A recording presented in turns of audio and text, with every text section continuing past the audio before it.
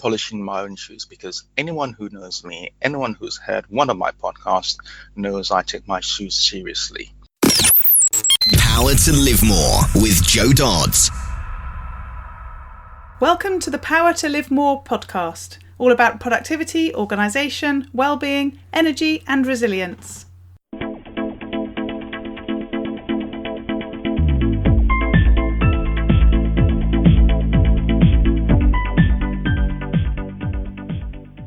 I'm Jo Dodds, and I started this show to enable interesting people to share their stories about how they use their power to live more, and by that I mean to do the stuff that they want to do more than the stuff that they need to or should do.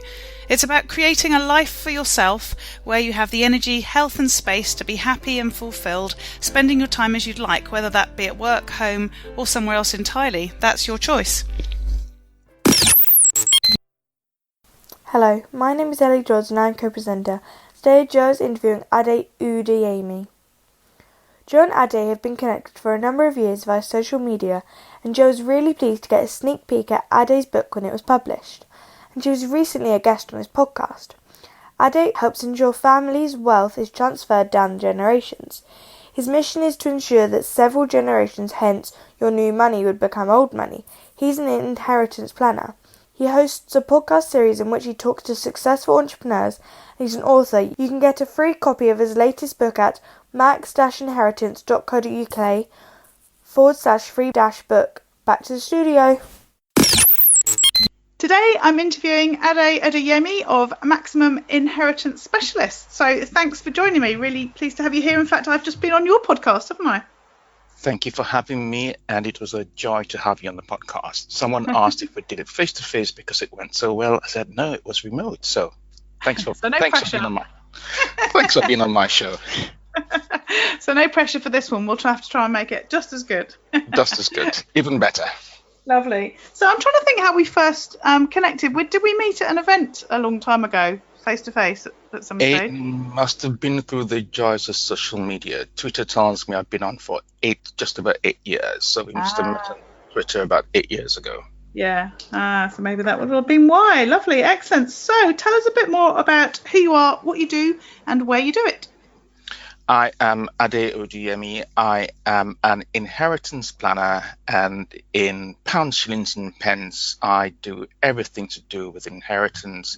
That's wills. Some people say will and probate. I would say that was wills, trusts and powers of attorney. And for me, it's an exercise in helping you convey your material wealth to the people you care the most about, your friends, your family, etc., etc. So yeah. I am an inheritance planner, and I do it in any place that my client is. Most of the time it's face-to-face because they are around me. I can go to them by bicycle or by car, or if they are in far-flung places, then we can do it by Skype, we can do it remotely. I remember you telling me something about the bicycle thing. You have a sort of criteria. If it's within a certain amount of mileage of your house, you'll cycle. Is that right? Oh, yes. Well remembered. I have every client of mine gets a birthday card. So if they are within about 5 miles from me, I would hand deliver the birthday card. So I would get on my bike and cycle to their front door, push it to the letterbox. It's not the most efficient way to spend my time. After all, I could post the card for 39 pence. But there's a certain joy to taking time out of your day to relax, catch yourself, gather some thoughts, and so you've had an hour of exercise possibly. Yeah, exactly. Yeah, it sounds like a good win-win to me. So tell us more about why you do what you do. I left university plenty years ago. I studied architecture, and the plan in those days used to be it's a 7-year course. It's 3+4, 3+2+2, or some such, as in first 4 years or first 3 years you're at university, then you go out to work and you earned a good wage as a trainee.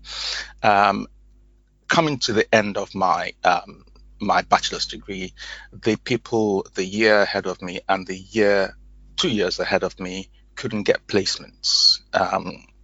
they couldn't get placements. We now call them internships.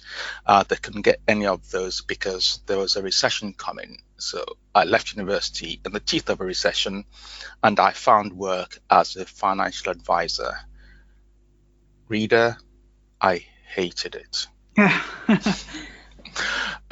It was a bit of a struggle, but I was technically good. I was technically very good. I could pass all the exams, and I could discuss the technicalities of anything to do with pensions, investments, endowments. In those days, I was very good at them. But the business side of it, which you're thrown into rather early, the prospecting side of it, I wasn't good at. And I stumbled on, and I became a mortgage advisor. Still didn't like it very much. But one day I met a lady who was having trouble getting a mortgage. And we talked it through. And it so happens that this lady, the reason she was having difficulty was that she was the descendant, twice removed, of the writer Virginia Woolf. So Virginia Woolf, in her estate, left the right to one book to this lady's mother. So her mother died and went down the line to this lady, who then became my client. And in a bad year, we're talking a long while back now, in a bad year, she earned about £30,000 in royalties. And the mortgage lenders were a bit silly. They wouldn't consider it as income because she didn't earn it. Long story short, got her mortgage. And I left her after having earned my fee, saying, that's what I want to be doing. And since then, I never looked back. It's going into a new line of business, a bit of a struggle, but it's so much more rewarding, so much more fun. And so how did you define that is what I want to do? So obviously there was a bit of an inheritance thing going on, but what appealed to you about that? The fact that this lady, long deceased, whom I'd never met, Virginia Woolf, had her estate planned properly. And the fact that it was planned properly, there's so much money that I've earned, and I'm going to earn so much more beyond my life. Most people don't have earnings beyond the grave. But nonetheless, whatever it was should be planned properly so it goes down a certain path, it remains in the family, and your heirs would be free to do what they wanted. Now, the real attraction for this, my zeroth case, as I say, not even my first case, my zeroth case, was that this lady had a craft business. She didn't earn a lot of money. I think back in those days she earned about £30,000, which was enough for her to live on, but not big enough for the mortgage.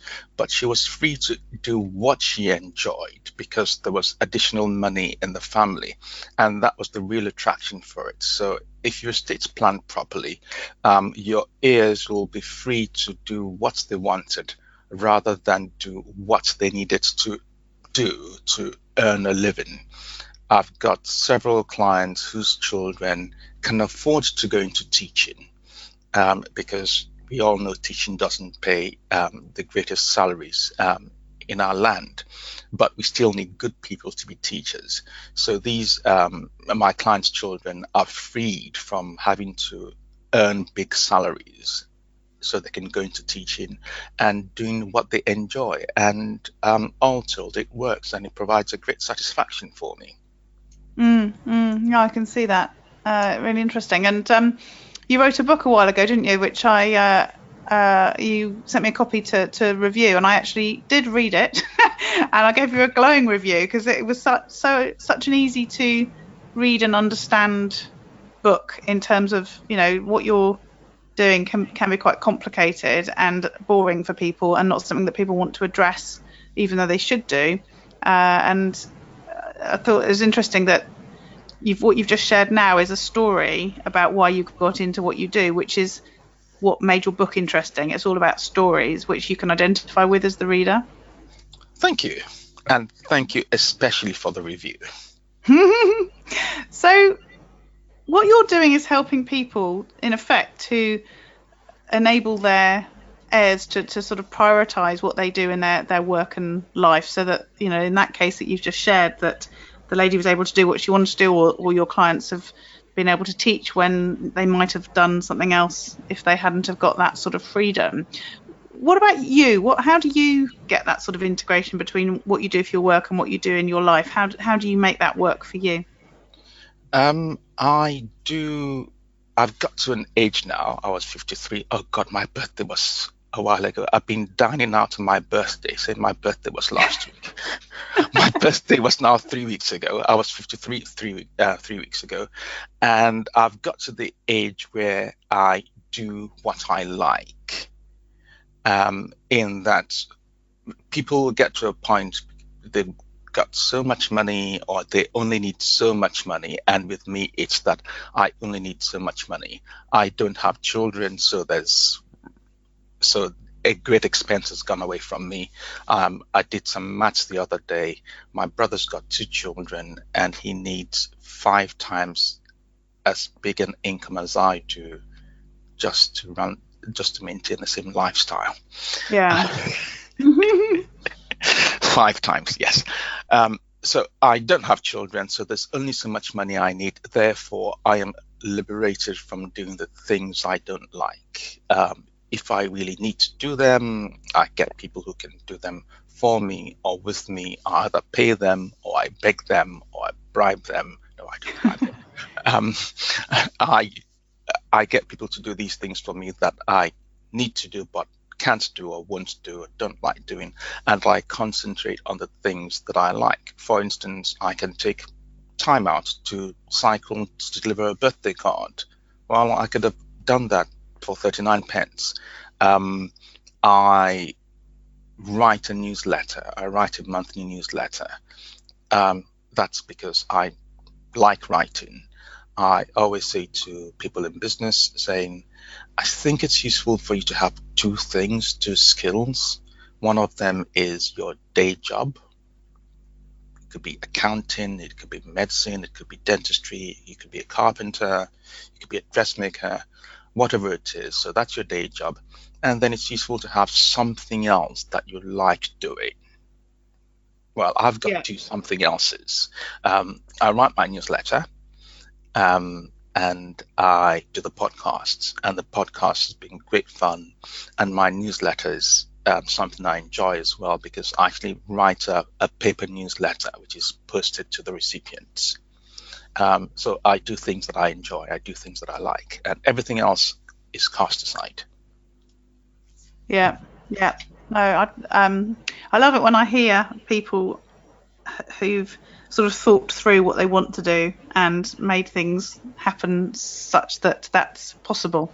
So good to hear that. So then, how do you make sure you get stuff done that you need to get done? So you sound fairly structured. Do you have particular structures for that?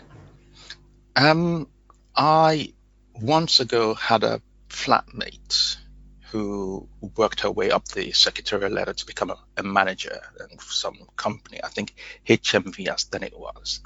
And she started as a secretary, so she was very well organized. And one thing she said, which stuck with me, is never write things on bits of paper. You will never find them. So I have a notebook in which I write my to-do list, and I would typically have 3 to 5 things on that list, which and I mark. They would typically be 1-hour tasks. For instance, one of them was do today's podcast and play with my accounting system, because I've just switched banks. So put everything on the podcast. Put everything on the in the notebook. If it's not on the notebook for today, I don't do it. Yeah. Did you say play with your account system to make it sound more fun, or do you genuinely think it's play?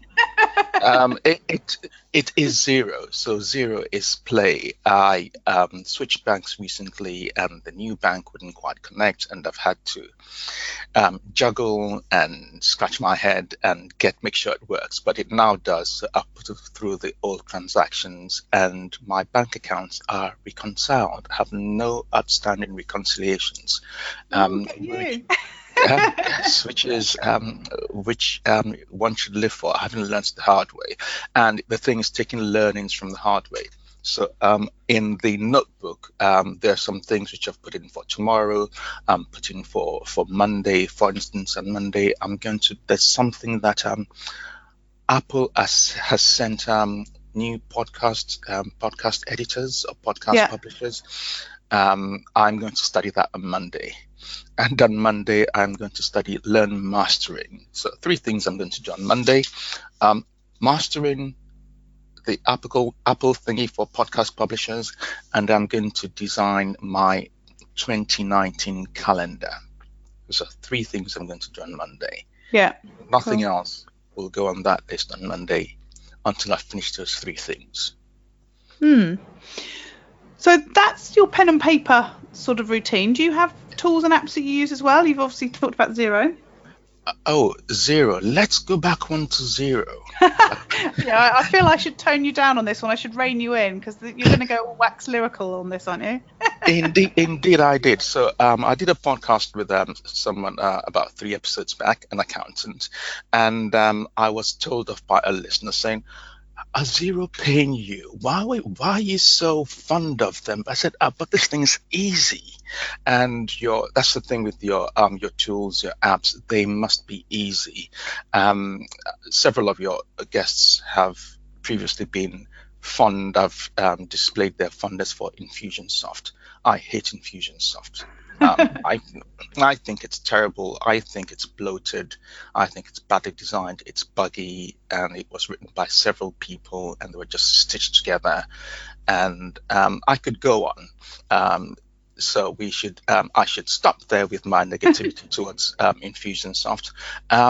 When Office 365 does a better job than many CRMs do.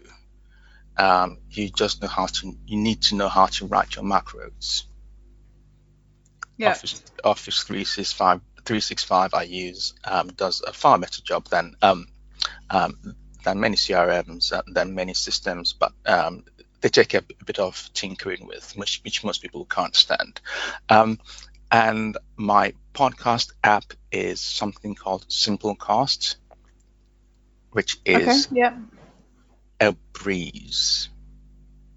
It's fun to use, it's simple, it's clean, it's modern. So those are the few things I use. I use very few apps, but Simplecast is one of them. Simplecast and Zero. And everybody uses WordPress, but you should do it properly. Lovely. So, okay, I'm still not excited about finance apps. But I appreciate that some people are. So what about other people helping you? You've talked about I guess automation around macros and things. So you presumably have that sort of stuff set up. But I know you do outsource, at least in part, because I spoke to an assistant that you use. So yes. Who helps you to get stuff done, and what tips have you got for that? The central point to getting people to work with you is work with people you like. Yes.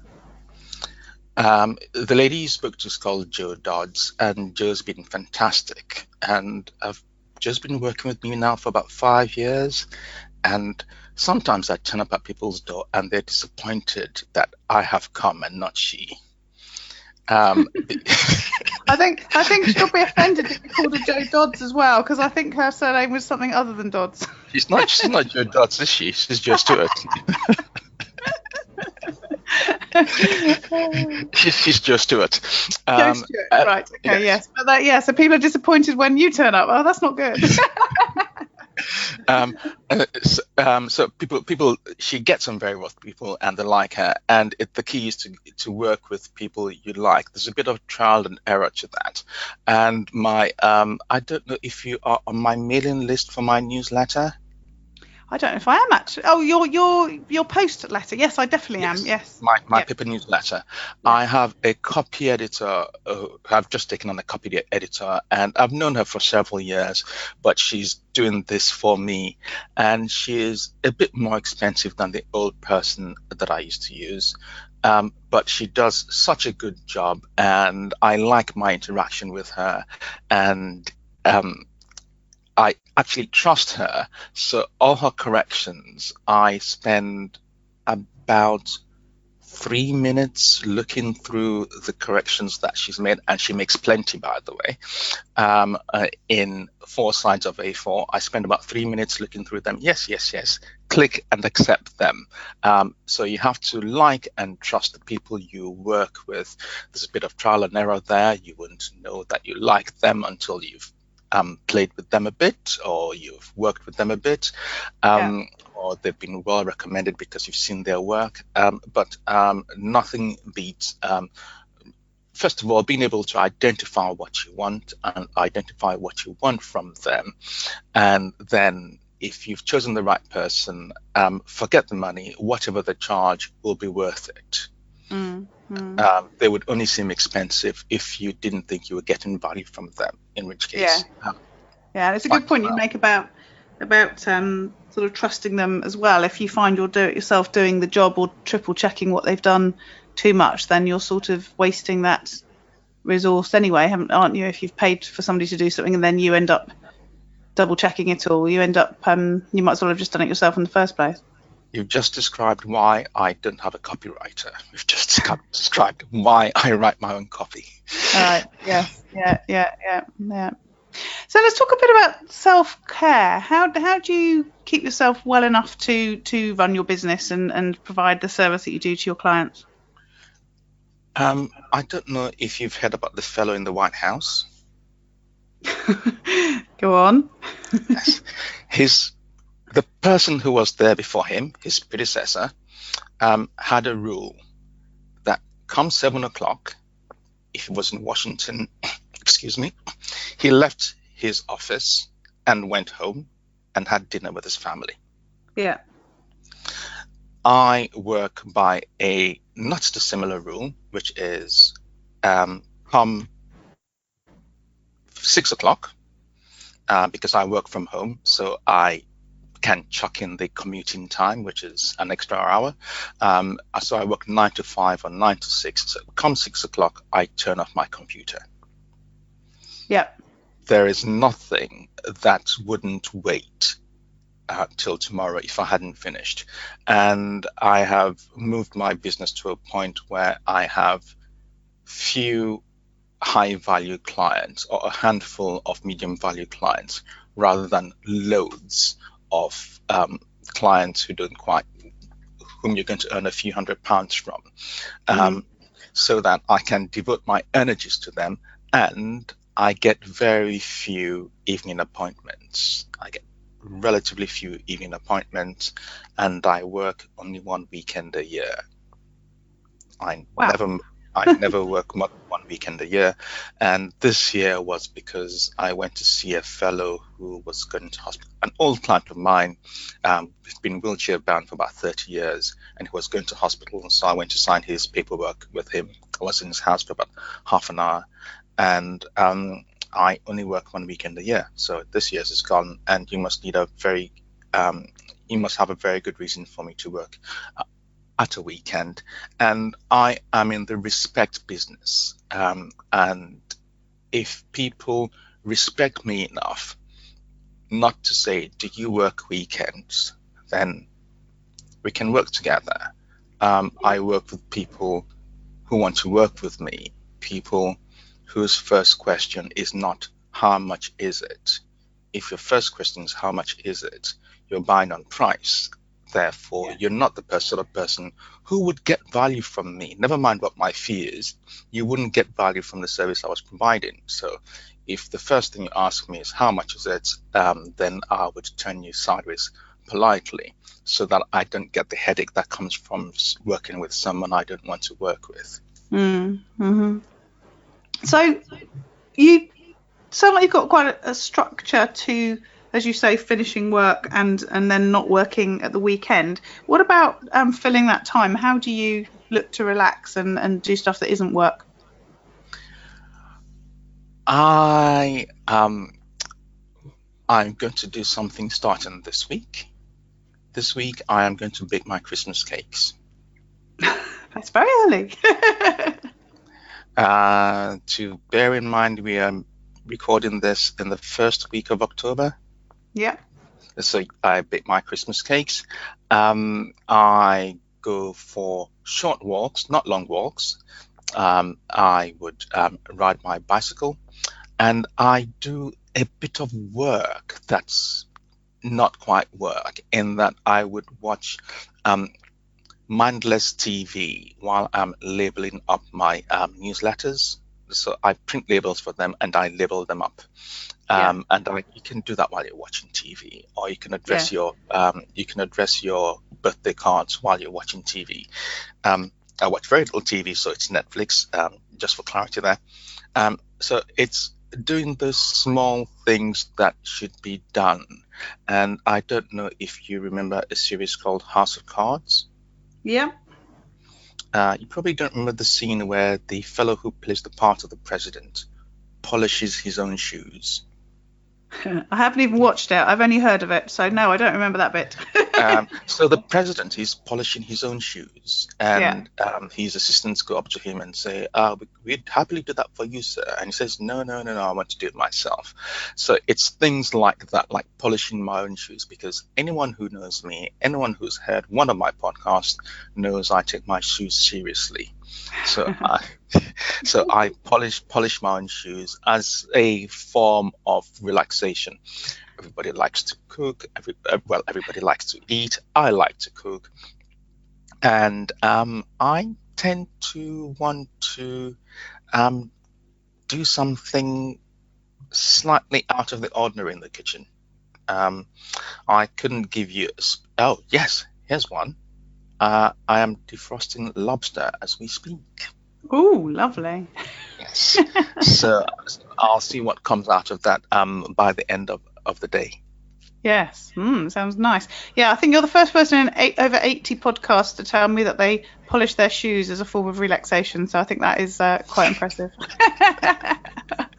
So what about learning and improving yourself as a structured person? I guess you probably have structure to that too. How do you do that? What do you recommend? That's the one bit that doesn't have a lot of structure, in that learning is not a big thing that I do say, right now I am going to learn. Conversely, I learn from what comes my way. So I've just, before we started this call, released my 30th podcast, and I do it slightly differently, in that the production credits come at the top, rather than at the end. And I don't know if you know her, a certain Jo Dodds has been credited in episode 30 and episode 29. Oh, I've heard of her. Yes. Credited for what, pray tell? For giving me stuff from which I've learned in how to prepare my guests for my podcasts. So you learn as you go along, and some of the learning comes from failure.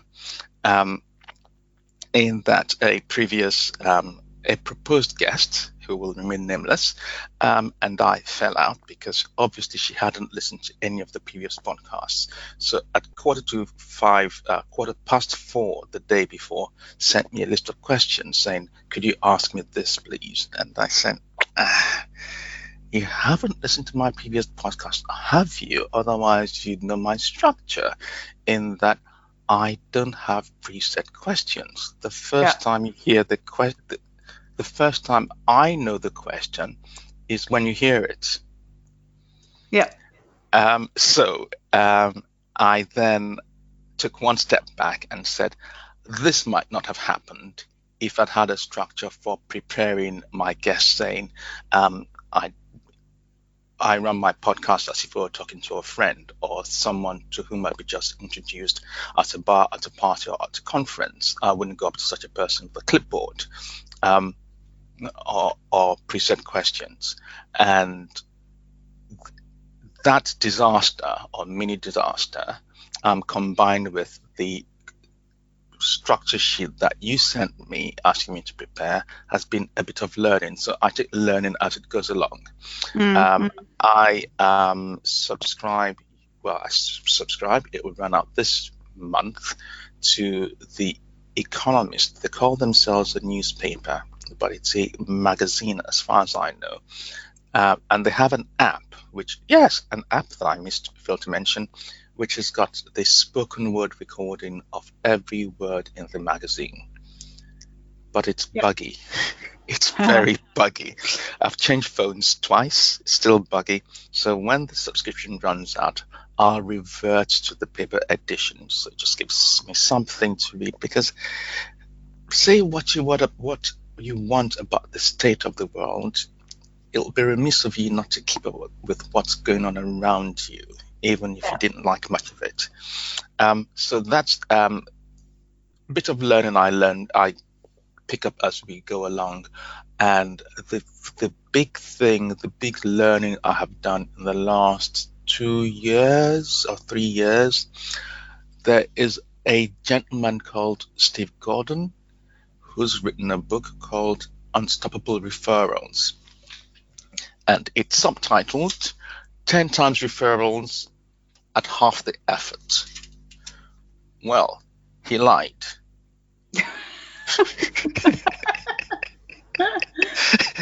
He lied. It's 8 times and it's twice the effort. So does that net out right? No, it doesn't, does it? Nearly there. But nonetheless, getting 8 times as many referrals for twice the effort you were putting in is a big win. You can buy the book on Amazon. It's about £10 or something of that order. And I read it, and I've done some of the things which he prescribed. One of them was to write the book. One of them's to do the podcast. Well, the podcast is not in the book. The podcast is something else. But that's one of the reasons I do my podcast, and that's one of the reasons I write my newsletter, in that you want to do things that you like, that are entertaining. So learning comes from everywhere, not just a particular structure saying, I am going to learn now. Nonetheless, for anyone who wants a tip, spend your £10 or whatever it is on Amazon and buy Steve Gordon's book. Lovely, thank you. That's a good one. So, what about routines, rituals, and that sort of thing? You've got your birthday thing that gets you some exercise whilst you're delivering cards and creating a nice experience for your customer. You shut down at 6 o'clock. You've already talked about some of those routines. Is there anything else that you do to make sure that you keep doing stuff on a sort of consistent basis? I've got 2. One of them's personal and it's annual. I've referred to it earlier. It's to do with shoes. At my birthday, every year at my birthday, I go to London to buy a more money than sense pair of shoes. Okay. So I look forward to my birthday. I collect tea towels. So I am now cataloging my tea towels. I think I've got about 300 of them. Hint, hint, if you're going on holiday, please get me a tea towel. What was the question again? Scatterbrain. How you create routines and rituals for things to happen. I'm intrigued about the tea towels. How do you store them, and how are you cataloguing them? The tea towels, I don't use them. I guessed as much. So I just Many of them I've got as gifts. Some from myself, from clients, some from relatives. So I just store them, and they get into a handful. So I label them, and I'm going to take pictures of them and create a spread, it's not a database on Access, so I don't duplicate them, and they're there. And when I'm 60, which is when I plan my semi-retirement, because I can afford it, I don't need to work so hard past 60. That's my aim. Then I'll start using them because I'll be cooking more. But Wow. for now, I use utilitarian tea tiles. And will you have a hierarchy of which ones to use first? There's one that I wouldn't use. That's one that was got for me when I was 50. My friend Karen put the effort in to get a special 1965 tea towel. It's a calendar of 1965, which she got for me. And I said, I hope you didn't go into so much effort, so much expense to get it for me. But that's the one that I wouldn't use. Otherwise, there's no hierarchy to using them. I'll just save that one, which I got for my 50th. Lovely. So what about if things don't go right? When you have a bad day, what do you do? It will be a question of what's gone wrong and how can I learn from that thing having gone wrong. And sometimes I don't always do as I want to. There's a temptation to just resolve the problem rather than learning from it.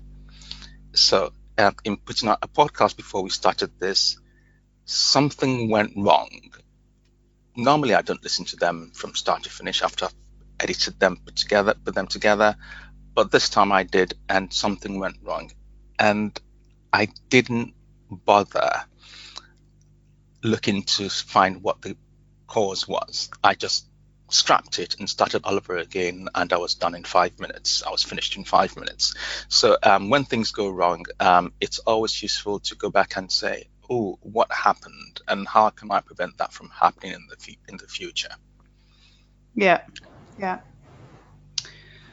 So what about those days when you end the day knowing that you've had the chance to live more, and that's doing more of the stuff that you want to do and less of the stuff that you feel you have to do or you should do, or you have to do? Which way around is that? What have you done? What does that day look like where you've lived more? I think I would tell you my understanding of that question, which is, what's your perfect day? Mm-hmm. And I would say I have distilled, to me, I'm sure someone else will come and say, oh, what a lot of nonsense. To me, I have distilled all human emotion into 4 expressions or 4 statements, one of which is please, one of which is thank you. Those are obvious. One of them is sorry, I'm sorry, because we will mess up. And one of them is I love you. So a perfect day is a day in which I get to say every one of those 4 things, because I mess up as a matter of routine, so I would say sorry. And if I can have those things said back to me, even then, so that makes 8 points. And then a 9th point is a day in which I can do something for someone or help someone who perhaps doesn't deserve it or cannot repay me. Okay. That's a perfect day. Lovely. Thank you. Structured, like a lot of what we've talked about. Lovely. Thank you. So how can people find out more about you and connect with you? I guess one thing to do is send them off to Amazon to buy your book. Or is there a better place to buy it? Yes, buy the book. The book's on sale on Amazon. The website is www.max-inheritance.co.uk, or just Google Maximum Inheritance Specialists, 3 words, and the website would come up with several reviews. And I can be found on the website. I can be found on Twitter as well, and I think on LinkedIn. And that's where to find me, but mainly on the website. Lovely. Thank you. Really appreciate the time that you spent with me. I nearly got your name wrong again after you told me how to do it. Ade. Ade, that's it. It's that overthinking thing. You should never overthink. Let it come naturally. Ade, Exactly. Well, I called my PA Joe Dodds, so I don't know who will be more upset, Joe Stewart or Dodds. Well, we've given her lots of mentions now, and she, as you say, was a very lovely lady when I had my conversation with her about being on your podcast. So thank you to both of you. My pleasure.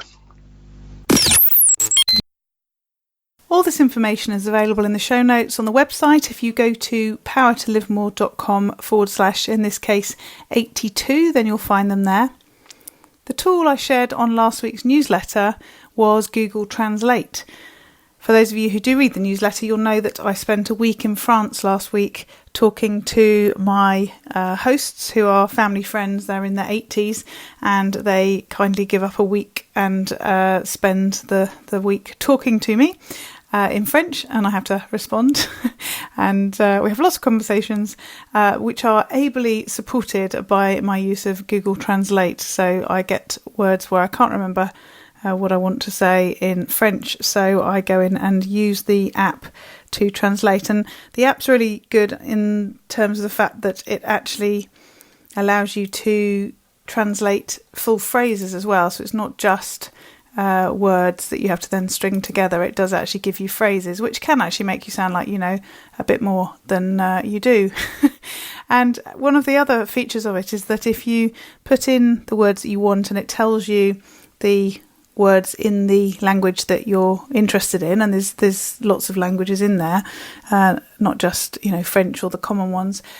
When the response comes up, you can turn the phone sideways, and certainly it works on an iPhone, and then it puts the translation in big writing all across the screen, which means that if you're trying to communicate to somebody and you can't pronounce whatever it is, that actually you can get them to read it. And actually it was really useful using Google Translate earlier in the year when I was in Prague with one of the choirs that I sing with. We were singing over there and we had an Uber driver who didn't have very much English at all, and clearly my Czech is next to nothing.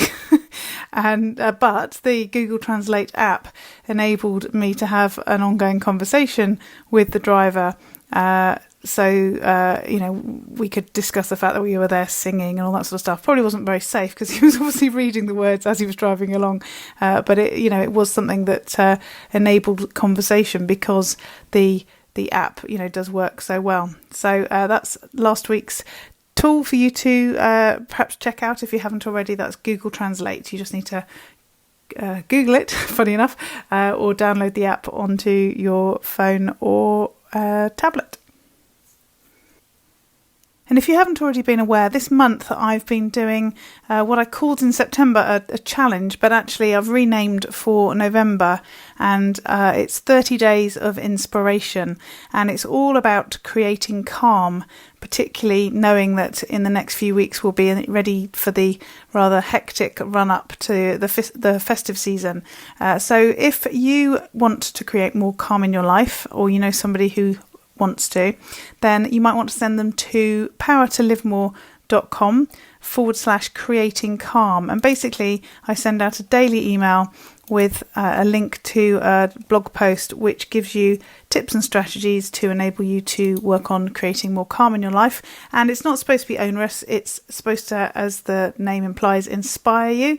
And the idea is that you implement and try the tips that you want to and that you like the sound of, and not those that you don't. So you don't have to do something every day with it, but you do have that inspiration on a daily basis to enable you to take some different actions and do different things this month to create that calm. So again, if you go to powertolivemore.com/creating calm, you can get access to that.